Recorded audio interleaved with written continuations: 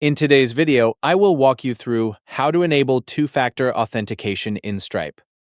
First, open your browser and go to your Stripe dashboard. Make sure you're logged into the account where you want to enable two-factor authentication. Once you're in, stay on the main dashboard screen. Next, look toward the top right corner of the dashboard and click the gear icon to open Settings. Inside Settings, find and select Personal Details or Profile for your user account. This is where account-specific options are managed. Once you're in that section, look for the area related to authentication or security. From there, click Add Authentication Method to begin setting up an additional sign-in method. Stripe will display several authentication options. Review the available choices and select Authentication App. After selecting the Authentication App option, a QR code will appear on the screen. Open the Authentication app on your phone.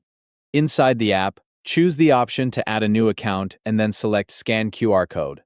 Point your phone at the QR code shown in Stripe and allow the app to scan it. Once the scan is complete, the Authentication app will add your Stripe account and begin generating verification codes. Return to Stripe and click Continue to move to the next step. Stripe will then ask for a verification code. Open your Authentication app again and locate the code generated for Stripe.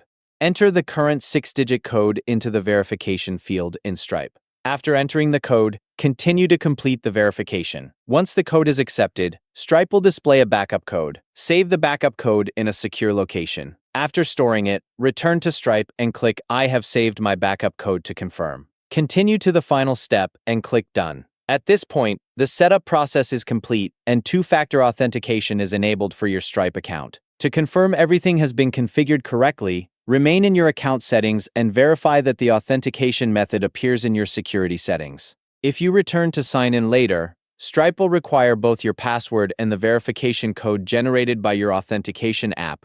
That's all there is to it. You have successfully enabled two-factor authentication in Stripe. Thank you for watching.